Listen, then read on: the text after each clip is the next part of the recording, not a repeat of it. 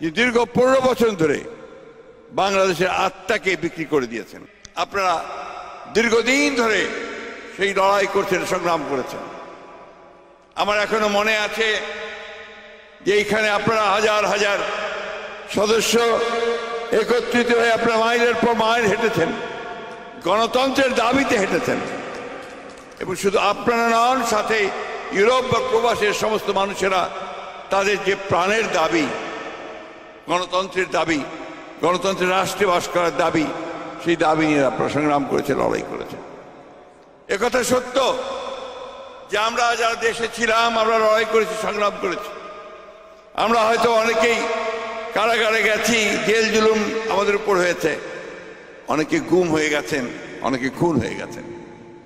কিন্তু আপনারা বাইরে থেকে, প্রবাসে থেকে যেভাবে আপনাদের সমস্ত শক্তি দিয়ে লড়াই এবং সংগ্রাম করেছেন, তা আমাদের সংগ্রামকে আরো বেগবান করেছে, সামনের দিকে এগিয়ে নিয়ে গেছেন। সেজন্য আপনাদেরকে অভিবাদন জানাই, স্যালুট জানাই। প্রিয় বন্ধুগণ, আপনাদের সামনে বক্তব্য দিতে এসে আমি কিছুটা বলতে পারেন যে আবেগ আপ্লুত। এই জন্য যে কিছুদিন আগেও আমরা ভাবিনি যে এই ভয়াবহ দানবের হাত থেকে আমরা মুক্তি পাব। আপনারা যারা এখানে আছেন অনেকেই আপনারা দেশে যেতে পারেননি 10 বছর, 12 বছর, 15 বছর। অনেকে গেছেন, যার পরে গ্রেফতার হয়েছেন, আটক থেকেছেন, কারাগারে নিক্ষিপ্ত হয়েছেন। অনেকের মা, বাবা, ভাই বোনকে অন্যায়ভাবে অত্যাচার করা হয়েছে, নির্যাতন করা হয়েছে। আমরা সেই সব কথা আমরা কখনো ভুলতে পারি না, ভুলবো না। বন্ধুগণ, আজকে সমগ্র বাংলাদেশি মানুষ যারা স্বাধীনতা চায়, স্বাধীনভাবে বাস করতে চায়, যারা গণতন্ত্র চায়, নিজেদের ভোটের অধিকার নিজের প্রয়োগ করতে চায়, যারা নিজেদের পায়ে নিজেরা দাঁড়িয়ে থাকতে চায়, শহীদ জিয়ার সেই জাতীয়তাবাদী যে দর্শন, বাংলাদেশ একটা স্বতন্ত্র জাতি, একটা স্বাধীন জাতি, সেই জাতি হিসেবে মাথা উঁচু করে দাঁড়াতে চায় বিশ্বের দরবারে।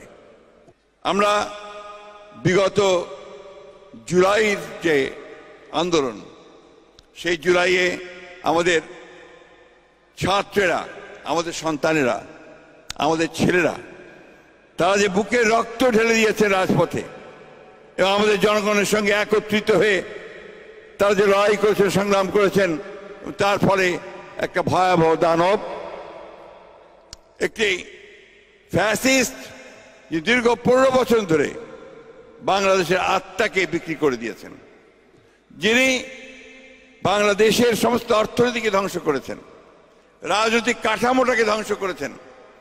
আমাদের যে স্বপ্ন 1971 সালে আমরা দেখেছিলাম একটা স্বাধীন সার্বভৌম বাংলাদেশ, গণতান্ত্রিক বাংলাদেশ, গণতান্ত্রিক রাষ্ট্র, সেই স্বপ্নকে ধ্বংস করে দিয়েছিল, ধূলিসাৎ করে দিয়েছিল। বন্ধুগণ,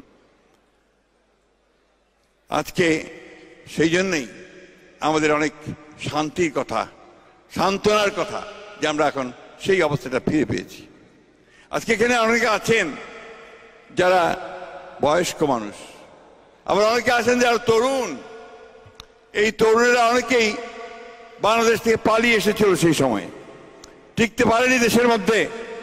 মামলা, মোকদ্দমা, হত্যা, খুন, যখন গুমের মধ্য দিয়ে তাদেরকে পালিয়ে আসতে হয়েছে। অনেক সাংবাদিক আছেন, তারাও পালিয়ে চলে এসেছিলেন, কারণ উপায় ছিল না, সেখানে বেঁচে থাকার কোনো পথ ছিল না। আজকে আল্লাহর কাছে অশেষ শুকরিয়া আদায় করি যে আল্লাহ তাআলা সেই অবস্থা থেকে আমাদের মুক্তি দিয়েছেন। আমরা মুক্তি পেয়েছি, কিন্তু এখনো সেই সংগ্রাম আমাদের শেষ হয়নি।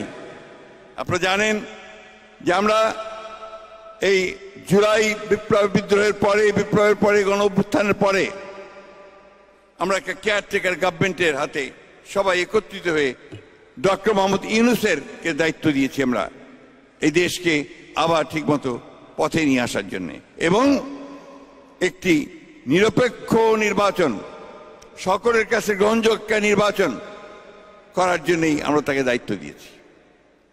এবং আমরা এই কথা মনে করেছি, সমস্ত রাজনৈতিক দলগুলো এবং ছাত্র নেতারা, ছাত্র সমন্বয়কারীরা, বৈষম্য বিরোধী ছাত্ররা, যে আমরা ডক্টর ইউনূসের নেতৃত্বে এটা খুব দ্রুতভাবে আমরা এটাকে সম্পন্ন করতে সম্ভব হব। কিন্তু আগে আমি বলেছি যে পথ তো এত সহজ নয়, এত কুসুমাতীর্ণ নয়। আজকে আপনারা সবাই সোশ্যাল মিডিয়ার সঙ্গে পরিচিত, খবরের কাগজ দেখছেন, আপনারা টেলিভিশন দেখছেন, সোশ্যাল মিডিয়া দেখছেন। আজকে বাংলাদেশ আবার একটা এই যে আনন্দ, আপনার স্বাধীনতার নতুন করে মুক্তি পাওয়ার সেই আকাশে কিন্তু মেঘ জুড়ে বসেছে। আপনারা লক্ষ্য করছেন যে আজকে অত্যন্ত দুর্ভাগ্যজনকভাবে একটা ভ্রান্ত ধারণা ছড়িয়ে দিচ্ছে কিছু মানুষ। সেই ভ্রান্ত ধারণাটা কি?